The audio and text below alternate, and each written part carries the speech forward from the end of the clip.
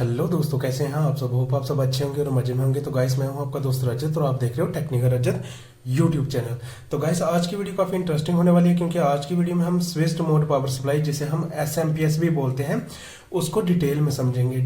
जी हाँ दोस्तों, आज की वीडियो में हम इसका जो फीडबैक सर्किट होता है उसको डिटेल में समझेंगे और साथ में एसएमपीएस पावर सप्लाई कैसे डिजाइन की जाती है ये सारा कुछ समझेंगे। लास्ट वीडियो में हमने ब्लॉक डायग्राम की मदद से इसको समझा था, बट आज की वीडियो में हम डिटेल में इसको डिस्कस करेंगे। और मैं दावा करता हूं कि अगर आपने आज की वीडियो देख ली तो आप किसी भी टाइप का एसएमपीएस आसानी से रिपेयर कर सकते हो, या फिर आप अपना बना के इसको मार्केट में सेल कर सकते हो अपने ब्रांड के नाम से। और ये बिल्कुल अच्छा सर्किट होने वाला है, ठीक है। तो दोस्तों, इसको कैसे बनाना होता है और कौन कौन सा कंपोनेंट इसमें इस्तेमाल होगा, ये सारा कुछ हम आज की वीडियो में डिस्कस करेंगे।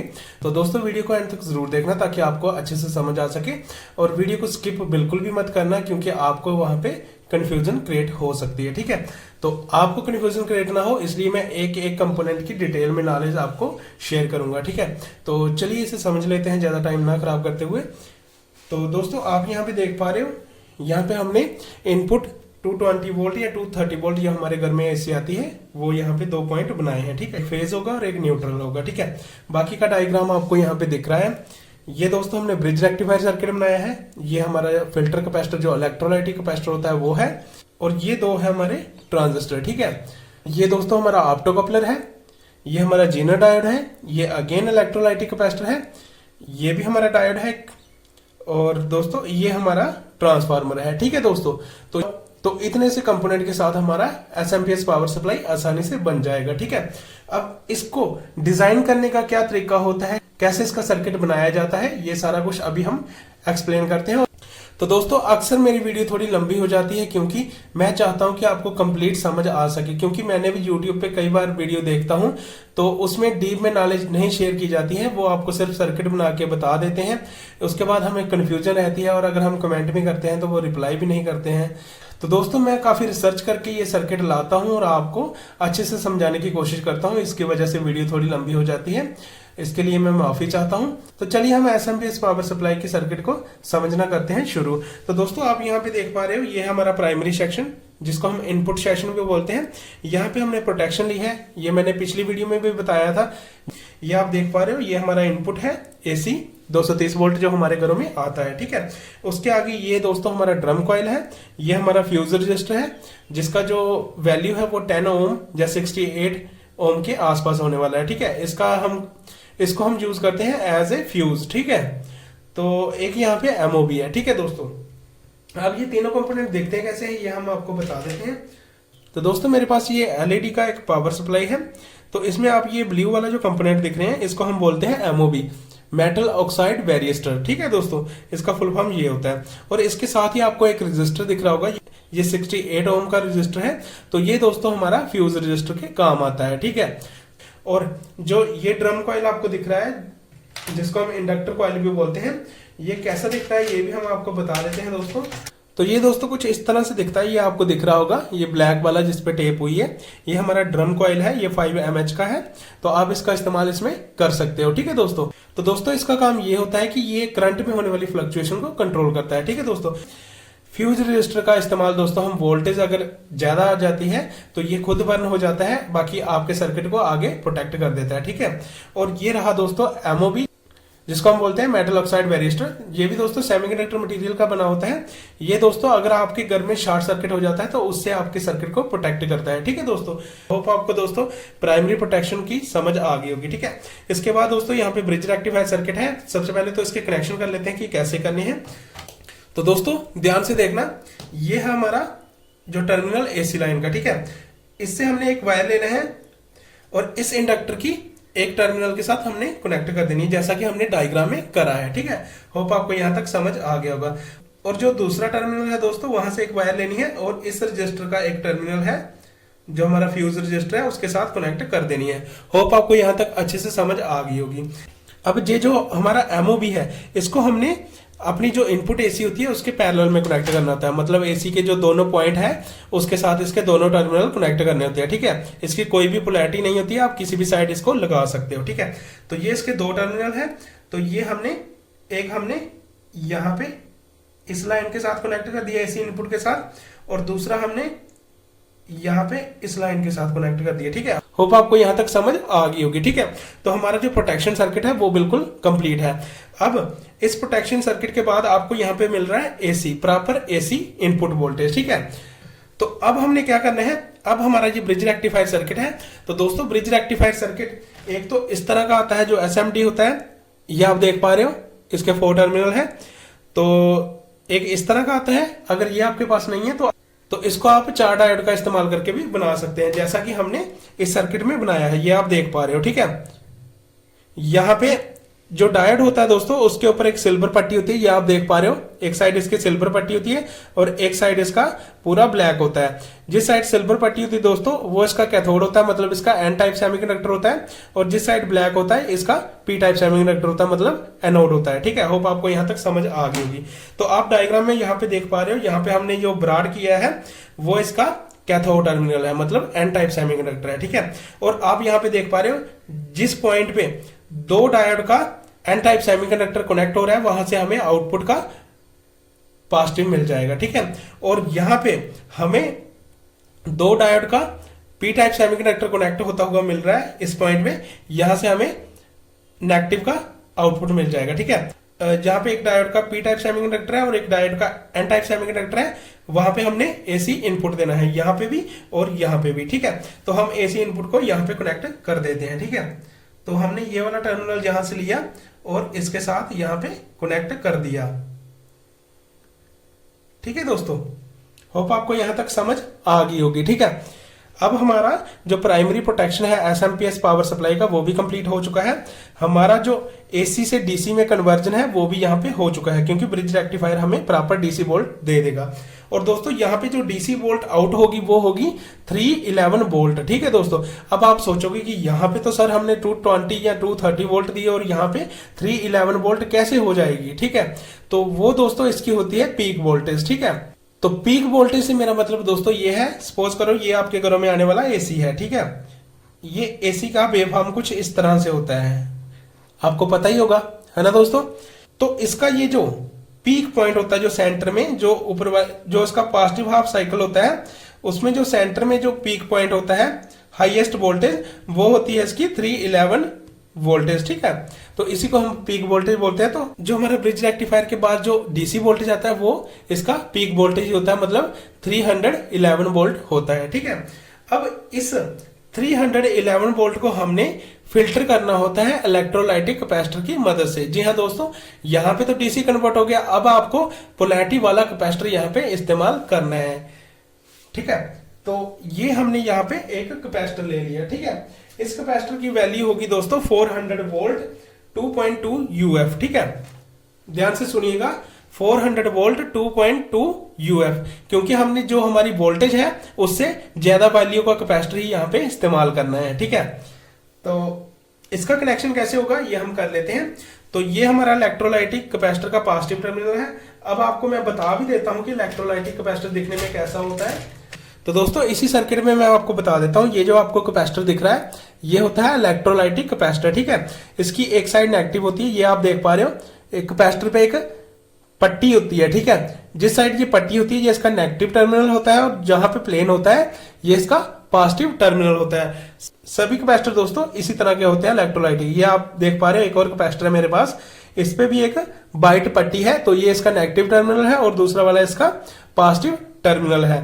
ठीक है दोस्तों, तो ये हमने यहाँ पे पॉजिटिव का टर्मिनल बनाया है और ये इसका नेगेटिव का टर्मिनल बनाया है। तो हमने क्या करना है, जो हमारा ब्रिज रेक्टिफायर से आउटपुट जाएगा पॉजिटिव का, उसको हमने कनेक्ट करना है इस इलेक्ट्रोलाइटिक के पॉजिटिव टर्मिनल के साथ। मतलब कि हमने यहां से इसको यहाँ पे कनेक्ट कर देना है। होप आपको यहां तक समझ आ गई होगी अच्छे से। ठीक है, तो अब हमने क्या करना है दोस्तों, मैं यहाँ पे लिख देता हूं कि यहाँ पे आ रही है हमारी 311 वोल्ट। ठीक है, अब दोस्तों हमने इसका जो ग्राउंड है जो कि यहां से आएगा वो कनेक्ट करना है इस कैपेसिटर के साथ।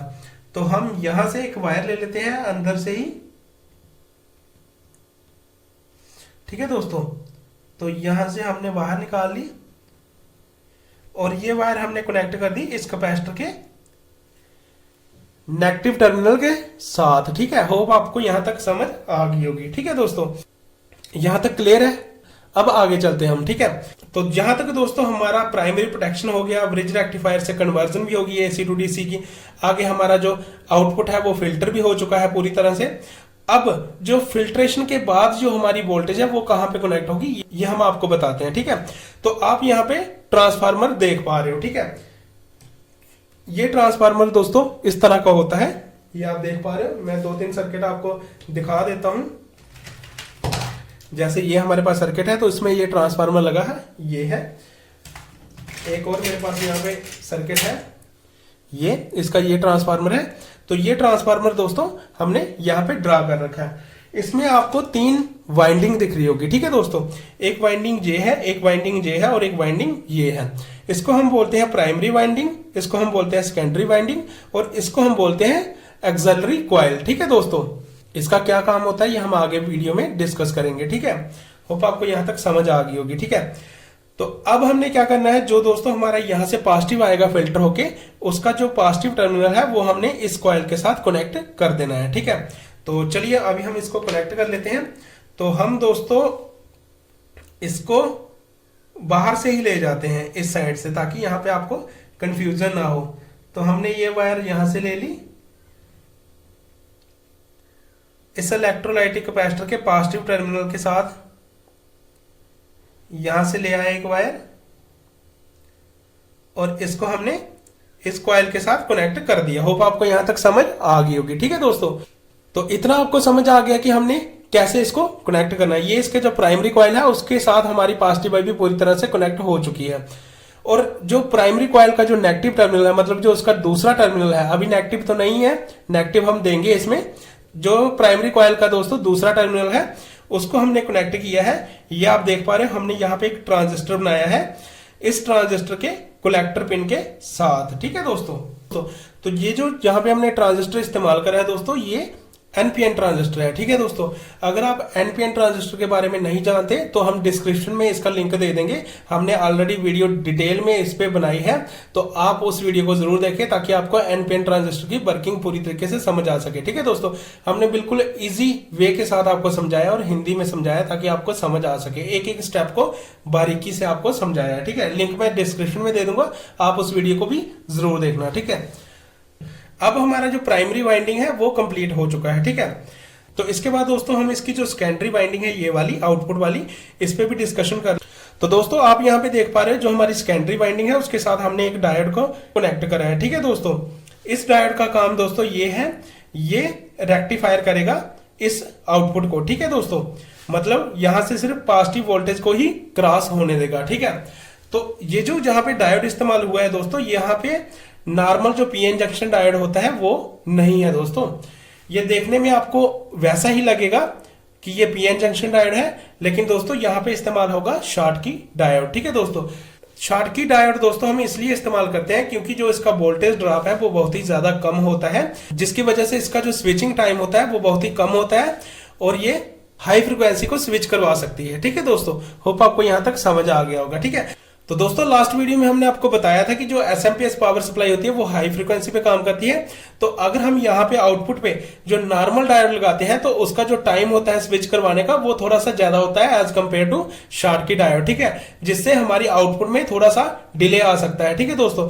तो इसलिए हम यहाँ पे हाई स्विचिंग डायोड जिसे हम बोलते हैं शॉर्टकी डायोड, उसका यहाँ पे इस्तेमाल करेंगे, ठीक है दोस्तों। तो ये दोस्तों इसका एनोड टर्मिनल है और ये इसका कैथोड टर्मिनल है जो हमने यहाँ पे ब्राड कर रखा है। दिखने में दोनों डायोड सेम ही लगते हैं दोस्तों। इस साइड भी इसका सिल्वर पट्टी ही होगा, तो ये इसका प्लेन होगा, बट ये शॉर्टकी डायोड होगा, ठीक है। तो दोस्तों मैं आपको बता ही देता हूं कि शॉर्टकी डायोड और जो नॉर्मल डायोड होता है उसमें फर्क क्या होता है, ठीक है, ताकि आपको अच्छे से समझ आ सके, ठीक है दोस्तों। तो ये दोनों डायोड दोस्तों एक ही प्रिंसिपल पे काम करते हैं। ये दोनों फॉरवर्ड ब्यास में ही काम करते हैं, रिवर्स में नहीं करते हैं। तो पीएन जंक्शन डायोड दोस्तों कुछ इस तरह से होता है, ये आप देख पा रहे हो। इसका एक साइड पी टाइप सेमीकंडक्टर होता है और दूसरी साइड एन टाइप सेमीकंडक्टर होता है, ठीक है दोस्तों। और बीच में सेंटर में होती है डिप्लेशन रीजन, ठीक है, या डिप्लेशन लेयर भी हम बोलते हैं, ठीक है दोस्तों। ठीक है दोस्तों, इस तरह से होता है हमारा जो नॉर्मल पीएन जंक्शन डायोड होता है, ठीक है दोस्तों। तो यहाँ पे जो वोल्टेज हमें चाहिए होती है इस डिप्लेशन लेयर को तोड़ने के लिए वो थोड़ी सी ज्यादा होती है as compare to Schottky diode के, ठीक है। क्योंकि जो शॉर्टकी डायोड है दोस्तों उसका डायग्राम भी मैं आपको बता देता हूं। ये हमारा शॉर्टकी डायोड, इसका एक साइड तो एन टाइप सेमीकंडक्टर होता है, बट यहाँ पे जो पी टाइप सेमीकंडक्टर होता है नॉर्मल डायोड में, वहां पे यहां मेटल का इस्तेमाल किया जाता है। ठीक है दोस्तों, जिसकी वजह से क्या होता है, ये जो हमारा डिप्लीशन रीजन होता है इसके बीच में, ये बहुत ही कम होता है। ठीक है, और जाहिर सी बात है अगर यहाँ पे हमारा जो डिप्लेशन लेयर कम होगा तो वोल्टेज भी कम ही चाहिए होगी इस रीजन को तोड़ने के लिए। ठीक है, तो इसकी वजह से इसका जो स्विचिंग टाइम होता है, इसका जो ड्रॉप वोल्टेज होता है वो कम होता है, वो as compare to normal PN junction diode के। ठीक है, इसलिए हाई फ्रिक्वेंसी फिल्ट्रेशन में हम ये जो हमारा शॉटकी डायोड होता है इसका इस्तेमाल करते हैं दोस्तों। ये आगे हम डिटेल में भी डिस्कस करेंगे दोस्तों, जब हम सिग्नल ट्रांसमिशन पे काम करेंगे, वायरलेस कम्युनिकेशन पे काम करेंगे, ये सारा कुछ हम आगे आपको समझाएंगे कैसे हम सिग्नल को फिल्टर करते हैं शॉटकी डायोड की मदद से। ठीक है दोस्तों, तो शॉटकी डायोड का इस्तेमाल दोस्तों हाई फ्रिक्वेंसी स्विचिंग के लिए किया जाता है। ठीक है, होप आपको यहां से थोड़ा बहुत नॉलेज हो गया होगा। ठीक है, तो दोस्तों अगर आपको पीएन जंक्शन डायोड के बारे में डिटेल में जानना है तो मैंने ऑलरेडी वीडियो इस पे बना रखी है, तो मैं उसका भी लिंक डिस्क्रिप्शन में दे दूंगा, तो आप उस वीडियो को भी जरूर देखना। ठीक है दोस्तों, तो दोस्तों अगर आप शॉटकी डायोड की वर्किंग पे भी वीडियो चाहते हो तो आप हमें कमेंट करके बता सकते हैं, हम डिटेल में डिस्कशन करेंगे शॉटकी डायोड पे। ठीक है, और इसकी वर्किंग कैसे होती है ये सारा कुछ हम डिटेल में डिस्कस करेंगे। तो चलिए अभी हम अपने टॉपिक को कंटिन्यू करते हैं। तो आप यहाँ पे देख पा रहे हो, ये हमने यहाँ पे शॉटकी डायोड लगा दिया है। ये डायोड का जो एनोड टर्मिनल है दोस्तों, जिस साइड इसका मेटल होता है, वो हमने इस सेकेंडरी कॉइल के एक टर्मिनल के साथ कनेक्ट करा है, और यहाँ पे इसका जो दूसरा टर्मिनल है वो हमारा आउटपुट का पॉजिटिव हो जाएगा। ठीक है, क्योंकि यहां से सिर्फ पॉजिटिव ही फिल्टर होके जाएगा इस डायोड के बाहर। ठीक है, और ये जो इस कॉइल का जो दूसरा टर्मिनल है वहां से हमें सिर्फ ग्राउंड ही मिलेगा। ठीक है, तो अब दोस्तों हमारा रह गया इलेक्ट्रोलाइटिक कैपेसिटर का कनेक्शन। ठीक है, तो अब ये जो हमारा ट्रांसफार्मर है इसका जो बाइंडिंग है वो 12 वोल्ट के लिए बना है, मतलब ये वोल्टेज को स्टेप डाउन करके आउटपुट में 12 वोल्ट आपको जनरेट करके देगा। ठीक है, तो हम यहाँ पे जो कैपेसिटर का इस्तेमाल करेंगे दोस्तों, उसकी वैल्यू होने वाली है 220 UF, और ये आप 16 वोल्ट का भी इस्तेमाल कर सकते हो या फिर 25 वोल्ट का भी इस्तेमाल कर सकते हो। होप आपको यहां तक समझ आ गई होगी। ठीक है दोस्तों, अब इस इलेक्ट्रोलाइटिक कैपेसिटर के कनेक्शन कैसे करने हैं ये भी हम आपको बता देते हैं। हमने सिंपल क्या करना है दोस्तों, इलेक्ट्रोलाइटिक कैपेसिटर का जो पॉजिटिव है वो यहाँ पे कनेक्ट कर देना है पॉजिटिव के साथ। ठीक है, और जो नेगेटिव है उसको हमने इस नेगेटिव टर्मिनल के साथ कनेक्ट कर देना है। यहाँ पे हम जंपर दे देते हैं ताकि आपको लगे ना कि ये आपस में कनेक्ट है, तो यहां से हमने इस नेगेटिव के साथ कनेक्ट कर दिया। अब यहाँ पे आपको पूरी तरह से फिल्टर होके 12 वोल्ट मिल जाएगी डीसी। ठीक है दोस्तों, होप आपको यहां तक समझ आ गई होगी। ठीक है, तो दोस्तों अब हमने बनाना है इसका फीडबैक सर्किट और इसका स्विचिंग सर्किट, जिसकी वजह से यहाँ पे हाई फ्रिक्वेंसी स्विचिंग की जाती है। ठीक है दोस्तों, तो दोस्तों हमने ब्लॉक डायग्राम में आपको समझाया था ड्राइवर और हमारा मॉसफेट का सर्किट। ठीक है दोस्तों, तो यहाँ पे हम उस सर्किट के अंदर क्या होता है, मतलब जो आईसी होता है वो चिप होता है, जो मैं आपको बताई थी कल की वीडियो में, जैसा कि ये है जिसको हम बोलते हैं पल्स वेव जनरेटर, ये वाली चिप। तो इसके अंदर कौन सा सर्किट होता है दोस्तों, ये हम यहाँ पे ड्रा कर रहे हैं, यहाँ पे बना के। ठीक है दोस्तों, कैसे इसकी स्विचिंग होती है, इसका इंटरनल स्ट्रक्चर ही आपको यहाँ पे बना के बता रहे हैं। तो दोस्तों आपको भी पता है जो आईसी होता है वो इंटीग्रेटेड सर्किट ही होता है ट्रांजिस्टर का ही, उसके अंदर भी ट्रांजिस्टर ही होते हैं दोस्तों। ठीक है, तो ये हमने ये ट्रांजिस्टर बाहर ही बना के आपको सर्किट के तौर पे समझा रहे हैं। आप ट्रांजिस्टर का इस्तेमाल करके भी यहाँ पे स्विचिंग करवा सकते हो, या फिर इस आईसी का इस्तेमाल करके भी स्विचिंग करवा सकते हो। ठीक है दोस्तों, आज हम इसका इंटरनल स्ट्रक्चर बना के इस सर्किट में आपको समझा रहे हैं कि ये कैसे काम करता है। ठीक है दोस्तों, तो यहाँ पे ट्रांजिस्टर की जगह पे दोस्तों आप मॉसफेट का भी इस्तेमाल कर सकते हो, या फिर ट्रांजिस्टर का इस्तेमाल भी कर सकते हो।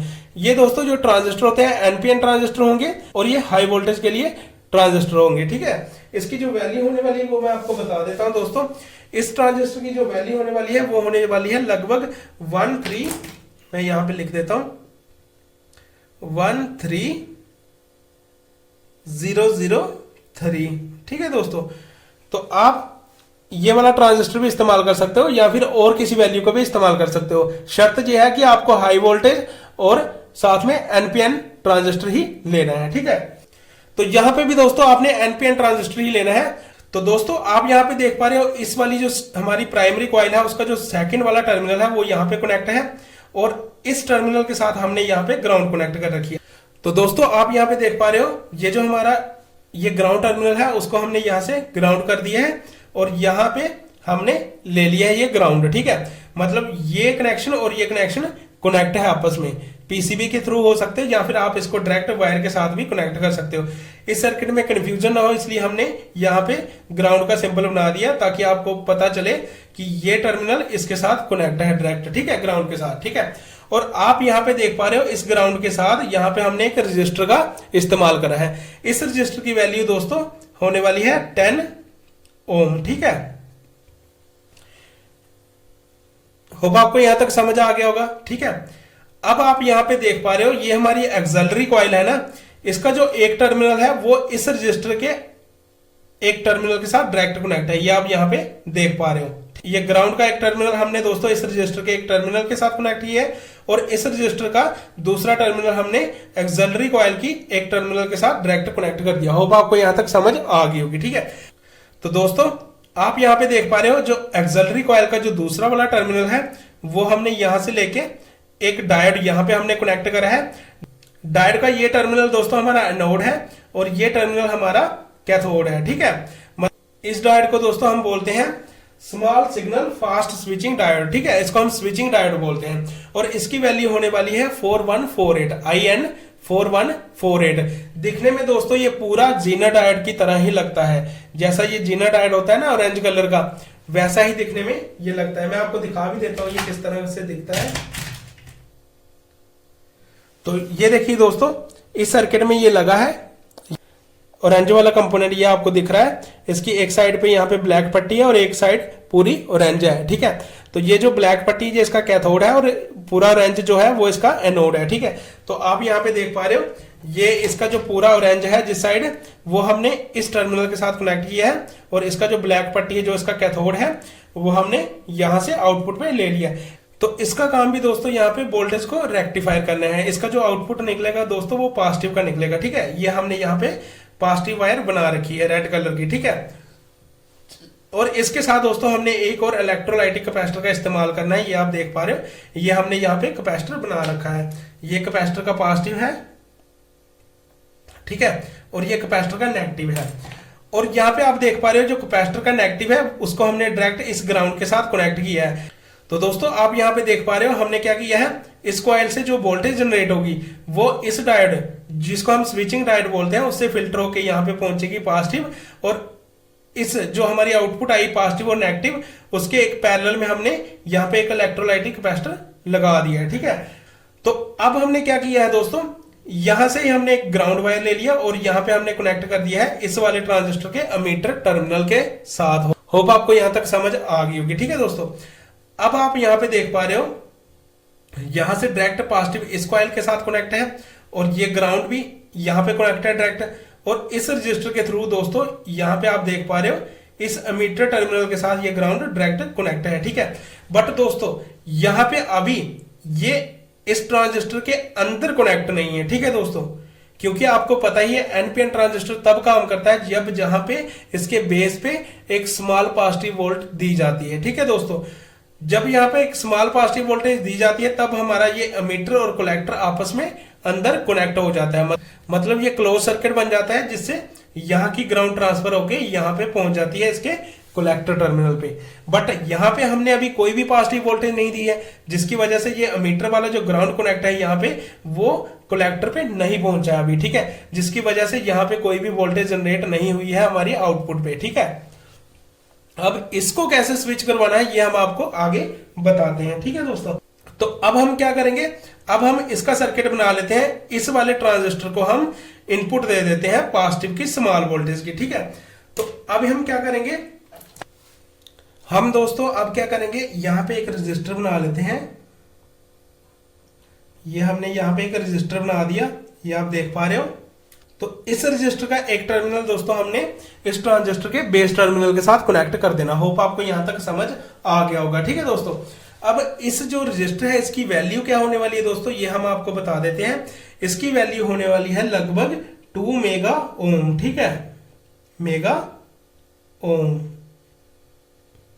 होप आपको यहां तक समझ आ गई होगी, ठीक है। ये दोस्तों रजिस्टर हमने 2 मेगा ओम का क्यों लिया है, क्योंकि हमारी जो ट्रांजिस्टर है उसकी जो बेस है उस पर हमें स्मॉल वोल्टेज चाहिए और हमारी जो हमने यहां से वोल्टेज लेनी है ये वो है दोस्तों 311 वोल्ट। ठीक है, इसलिए हमने 2 मेगा ओम का रजिस्टर लगाया जो इस वोल्टेज को कम कर देगा और इस ट्रांजिस्टर की इनपुट के लिए बना देगा। ठीक है, तो हमने क्या करना है, यहां से एक वायर ले लेनी है, ये आप देख पा रहे हो, यहां से हमने एक जंपर ले लिया और इस वायर को हमने इस रजिस्टर के एक टर्मिनल के साथ कनेक्ट कर दिया। होप आपको यहां तक समझ आ गई होगी। ठीक है, देखिए दोस्तों, यहां से जैसे ही इस कैपेसिटर से फिल्टर हुई हमारी आउटपुट, पॉजिटिव का एक हमने वायर यहां से लिया और इस रजिस्टर जो कि 2 मेगा ओम का है उसके थ्रू यहां पे इस ट्रांजिस्टर के बेस में दे दिया। ठीक है, अब इस ट्रांजिस्टर के जो बेस है वहां पे हमें पॉजिटिव वोल्टेज मिल गया, जिससे क्या हुआ, ये जो अमीटर पे हमारा ग्राउंड कनेक्ट है ये वाला यहां पे, ठीक है, तो ये यहां से ट्रांसफर होके कलेक्टर में पहुंच जाएगा और कलेक्टर से होता हुआ कॉइल के दूसरे टर्मिनल के साथ कनेक्ट हो जाएगा। ठीक है, जिससे क्या होगा, इस कॉइल में हमारी 311 वोल्ट आ जाएगी। ठीक है, अब यहाँ पे जैसे ही वोल्टेज आई तो यहाँ पे हमारा ईएमएफ इंड्यूस हुआ है, मतलब यहाँ पे मैग्नेटिक फ्लक्स जनरेट हुई, जिसकी वजह से हमारी जो सेकेंडरी कॉइल है उसमें भी करंट जनरेट हुआ। ठीक है दोस्तों, बट दोस्तों यहाँ पे तो ये डायरेक्ट कनेक्ट हो गया, अभी डायरेक्ट कनेक्ट हो गया, तो यहाँ पे आप देख पा रहे हैं ये कॉइल है, तो ये कॉइल बहुत ही जल्दी हीट करेगी। अगर ये कनेक्ट ही रहेगा तो ये हमारी कॉइल या तो कॉइल बर्न हो जाएगी या ये सर्किट बर्न हो जाएगा। तो इसलिए हमें यहाँ पे स्विचिंग की जरूरत पड़ती है। तो स्विचिंग का मतलब दोस्तों यही है कि हमने इस कॉइल में जो वोल्टेज देनी है वो कभी वोल्टेज देनी है, कभी हमने वोल्टेज नहीं देनी है, मतलब इस सर्किट को कभी ऑन करना है, कभी ऑफ करना है। तो दोस्तों इसी को हम बोलते हैं स्विचिंग। ठीक है, सर्किट को ऑन ऑफ करना, वो भी हाई फ्रिक्वेंसी के साथ। ये 1 सेकंड में दोस्तों हमें 5000 से लेके 67,000 टाइम तक करना है, मतलब 1 सेकंड में ये 67,000, जो कि बहुत ही ज्यादा होता है, उतनी बार इसको ऑन ऑफ करवाना है। इसी को हम बोलते हैं स्विचिंग। ठीक है, तो ये दोस्तों आप यहां पे देख पा रहे हैं, यहां तक हमने ये सर्किट बनाया है, यहां से तो ये कंटिन्यूस इसको वोल्टेज मिलता रहेगा, क्योंकि यहाँ पे हमने पॉजिटिव कनेक्ट कर दिया है और ये ग्राउंड डायरेक्ट ट्रांसफर होकर यहाँ पे जा रहा है कलेक्टर में, उस कॉइल के साथ कनेक्ट है, तो ये कॉइल पे वोल्टेज रेगुलर रहेगा, यहाँ पे बंद तो हो नहीं रहा। अब इसलिए दोस्तों इसके आगे हम फीडबैक सर्किट का इस्तेमाल करते हैं। अब आता है मेन कंसेप्ट फीडबैक सर्किट का, कि ये कैसे काम करता है और यहाँ पे स्विचिंग कैसे की जाती है। ठीक है दोस्तों, तो दोस्तों इस स्विचिंग को करवाने के लिए हमें एक और ट्रांजिस्टर की जरूरत पड़ेगी, जो इस ट्रांजिस्टर को कभी ऑन करेगा या कभी ऑफ करेगा। ठीक है, ये कैसे होगा ये हम आपको बताते हैं। तो दोस्तों आप यहाँ पे देख पा रहे हो, हमने एक और यहाँ पे एनपीएन ट्रांजिस्टर ले लिया है और इस एनपीएन ट्रांजिस्टर का जो मीटर टर्मिनल है ये आप देख पा रहे हो, इसको हमने इसी ग्राउंड के साथ कनेक्ट किया है, जो कि जो फर्स्ट वाले ट्रांजिस्टर के अमीटर के साथ कनेक्ट है। ठीक है, ये डायरेक्ट इसी ग्राउंड के साथ इस रजिस्टर के थ्रू कनेक्ट है। ठीक है, तो ये इसका बेस है और ये इसका कलेक्टर है। अब इसका जो कलेक्टर है इसको दोस्तों हमने कहां पे कनेक्ट करना है, इसको हमने कनेक्ट करना है इस ट्रांजिस्टर के, जो फर्स्ट वाला हमारा ट्रांजिस्टर है उसकी बेस पिन के साथ। ठीक है, होप आपको यहां तक समझ आ गया होगा। तो अब आप यहां पे देख पा रहे हो, इस ट्रांजिस्टर का जो कलेक्टर टर्मिनल है वो इस ट्रांजिस्टर के बेस के साथ कनेक्ट हो गया। अब आप सोचोगे सर यहां पे तो हमने पॉजिटिव कनेक्ट करा है, यहां पे ग्राउंड क्यों कनेक्ट करा? तो दोस्तों आप यहां पे देख पा रहे हो, ये ग्राउंड हमने इसलिए कनेक्ट करा कि देखो यहां से तो पॉजिटिव आ रहा है हमारा, ये पॉजिटिव इस रजिस्टर के थ्रू यहां पे आ रहा है, तो ये हमारा अमीटर से ग्राउंड ट्रांसफर होकर यहां पे कलेक्टर पे पहुंच रहा है। ठीक है, अब जब हम यहां पे इसको ऑन करेंगे, मतलब इसकी बेस पे एक प्लस का वोल्टेज देंगे इनपुट का, तो क्या होगा, ये वाला मीटर पे जो ग्राउंड है यही वाला, ये ट्रांसफर होके इस कलेक्टर में जाएगा और इस कलेक्टर से होता हुआ यहां पे इस बेस पे पहुंच जाएगा ग्राउंड। जैसे यहां पे ग्राउंड पहुंचेगा तो दोस्तों इस ट्रांजिस्टर के इनपुट, तो इस ट्रांजिस्टर के बेस पे ग्राउंड चला गया, जिससे क्या हुआ, यहां पे कनेक्शन कट हो गया इसका, मतलब यहां से मीटर से कलेक्टर के बीच में कोई भी कनेक्शन नहीं रहा, जिससे क्या होगा, यहां से कोई भी वोल्टेज नहीं जाएगी। ठीक है, तो जब वोल्टेज नहीं जाएगी तो मतलब यहां पे हमारी कॉइल काम नहीं करेगी। ठीक है, तो ये एक तरह से स्विचिंग हो गई।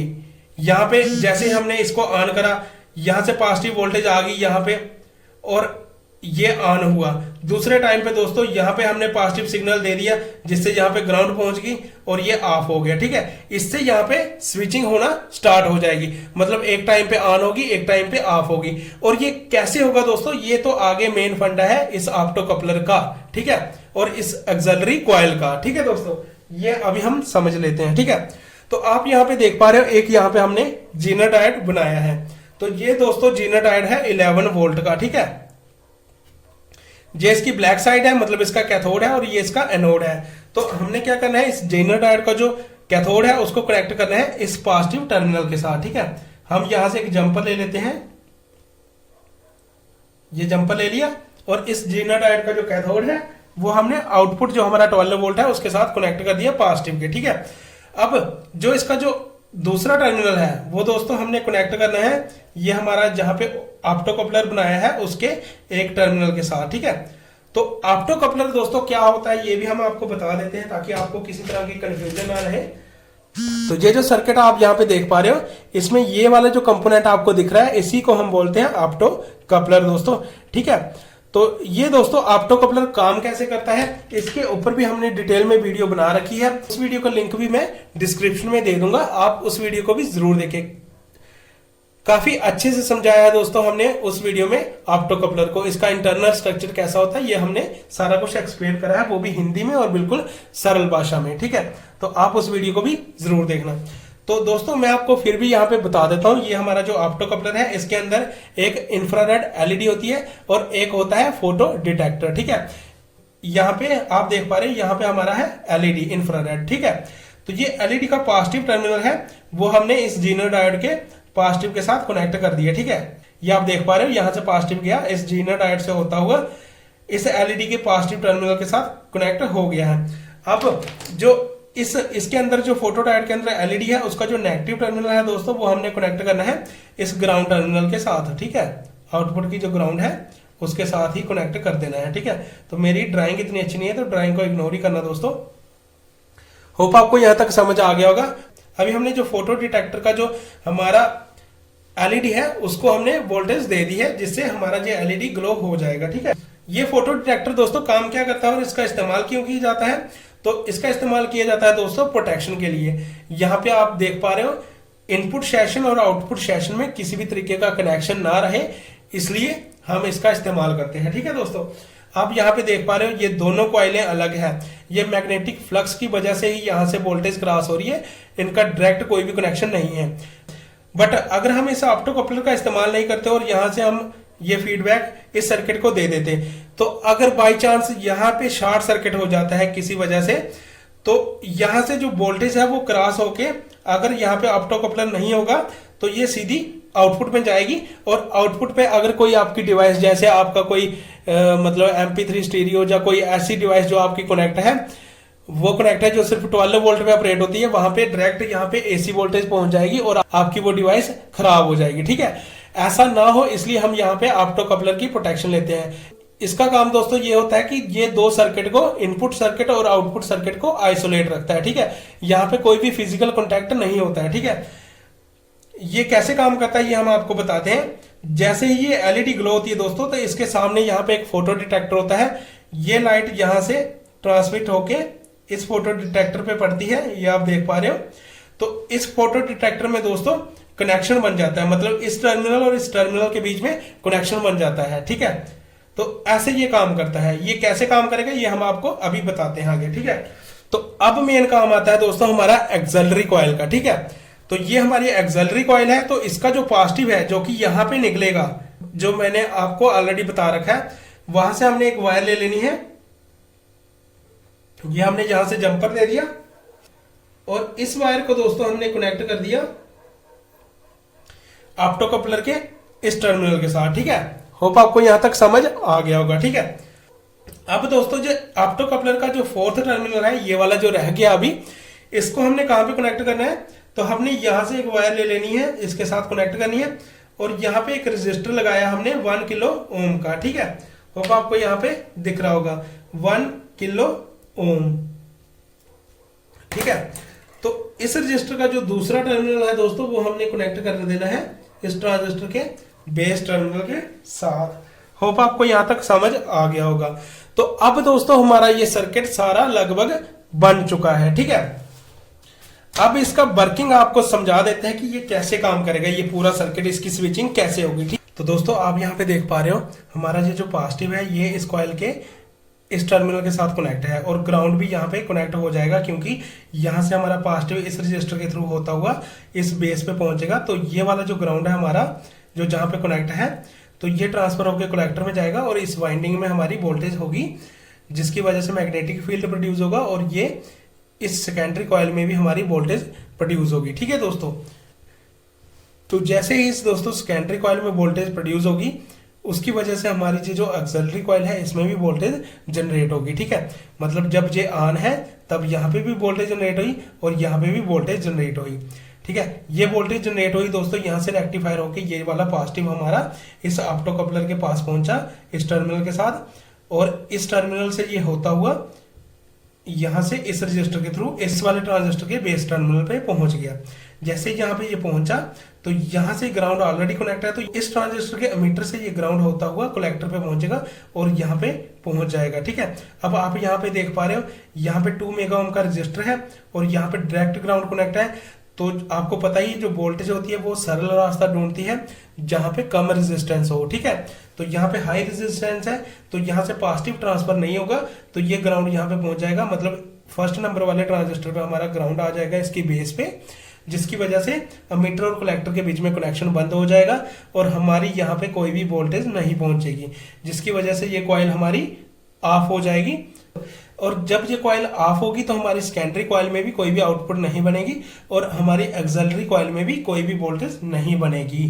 तो जब यहाँ पे वोल्टेज नहीं बनी, अगर यहाँ पे वोल्टेज ही नहीं बनी, तो यहाँ से ट्रांसफर होके हमारी जो सेकेंडरी जो हमारा ट्रांजिस्टर है दूसरा वाला, उसकी बेस पे भी पॉजिटिव की वोल्टेज नहीं पहुंचेगी, जिसकी वजह से इस एमीटर और इस कलेक्टर के बीच में कोई भी कनेक्शन नहीं रहेगा। तो तब क्या होगा, यहां से अगेन 311 वोल्ट से इस रजिस्टर के थ्रू पॉजिटिव वोल्टेज इस ट्रांजिस्टर की बेस पे पहुंच जाएगी, जिससे अगेन क्या होगा, यहां से हमारा ग्राउंड ट्रांसफर होके कलेक्टर पे पहुंचेगा, इस वाली कॉइल में फिर से वोल्टेज आ जाएगी, फिर से वोल्टेज आएगी, सेकेंडरी कॉइल में भी वोल्टेज जनरेट होगी, ऑक्सिलरी में भी वोल्टेज जनरेट होगी, जिससे हमें यहाँ पे पॉजिटिव मिल जाएगा और पॉजिटिव इस ऑप्टो कपलर के इस टर्मिनल के साथ कनेक्ट है और ये ट्रांसफर होके इस बेस पिन पे चला जाएगा और अगेन यहां से मीटर और कलेक्टर के बीच में कनेक्शन बन जाएगा, यहाँ पे ग्राउंड पहुंचेगी और ये वाला हमारा ट्रांजिस्टर है ये बंद हो जाएगा, मतलब यहां से मीटर और कलेक्टर के बीच में कनेक्शन कट हो जाएगा और यहाँ पे फिर से कोई भी वोल्टेज नहीं पहुंचेगी। तो इसी को हम बोलते हैं स्विचिंग, मतलब एक टाइम पे ये ऑन होगा और एक टाइम पे ये ऑफ होगा। ठीक है, और ये दोस्तों 1 सेकंड में बहुत ही हाई फ्रिक्वेंसी के साथ होता है, मतलब आप लगा सकते हो 5000 से लेके 67,000 तक इसकी स्पीड हो सकती है, मतलब 1 सेकंड में ये 67,000 बार ये ऑन ऑफ हो चुका होगा। ठीक है, तो इसी को हम बोलते हैं फास्ट स्विचिंग। ठीक है, और फीडबैक का यही काम है। ठीक है, होप आपको यहां तक समझ आ गई होगी। अब आप सोचोगे कि सर यहाँ पे आउटपुट पे भी इफेक्ट पड़ेगा, क्योंकि जब ये कॉइल बंद होगी तो यहाँ पे तो कोई वोल्टेज जनरेट ही नहीं होगी। तो दोस्तों जहां पे जब वोल्टेज जनरेट नहीं होगी तब हमारा ये जो इलेक्ट्रोलाइटिक कैपेसिटर है ये डिस्चार्ज होकर हमारी आउटपुट पूरी कर देगा। ठीक है, जिससे हमारे आउटपुट पे कोई भी इफेक्ट नहीं पड़ेगा, हमारी आउटपुट पे महसूस भी नहीं होगा कि यहाँ पे हमारी एक बार कॉइल ऑन हो रही है या कॉइल हमारी ऑफ हो रही है। ठीक है दोस्तों, तो उम्मीद है दोस्तों आपको आज की वीडियो पसंद आई होगी, क्योंकि आज की वीडियो में हमने लगभग एसएमपीएस पावर सप्लाई का सारा कुछ डिस्कस कर लिया है, कैसे इसमें फीडबैक दी जाती है, इसकी प्राइमरी कॉइल कैसे काम करती है, सेकेंडरी कैसे काम करती है, ऑक्सिलरी कॉइल कैसे काम करती है, इसका जो पल्स वेव जनरेटर होता है वो कैसे काम करता है, ये सारा कुछ हमने आज की वीडियो में डिस्कस कर लिया है। ठीक है दोस्तों, तो यही बेसिक फंडा होता है किसी भी एसएमपीएस पावर सप्लाई को डिजाइन करने का। ठीक है दोस्तों, तो आज हमने इसको डायग्राम के साथ समझा कि कैसे ये काम करेगा। ठीक है, तो मुझे उम्मीद है आज की वीडियो आपको पसंद आई होगी। वीडियो अगर पसंद आई हो तो वीडियो को लाइक करना, शेयर करना और चैनल को सब्सक्राइब जरूर करना। ठीक है दोस्तों, तो दोस्तों अगर आप Schottky diode, Zener diode, opto coupler, transistor इनके ऊपर डिटेल में वीडियो चाहते हो तो हमें कमेंट करके जरूर बताएं। तो दोस्तों ऑप्टो कपलर पे तो ऑलरेडी वीडियो अपलोड है, उसका लिंक दे दूंगा। ट्रांजिस्टर, एनपीएन ट्रांजिस्टर पे भी ऑलरेडी अपलोड है, उसका भी लिंक दे दूंगा। और रही बात शॉर्टकी डायोड और यहाँ पे फास्ट स्विचिंग डायोड है, तो उसके ऊपर भी मैं अलग से वीडियो बना के आपको समझा दूंगा। ठीक है दोस्तों, तो ये होता है बेसिक फंडा एसएमपीएस पावर सप्लाई डिजाइन करने का। ठीक है, तो दोस्तों मिलते हैं नेक्स्ट वीडियो में किसी और टॉपिक के साथ।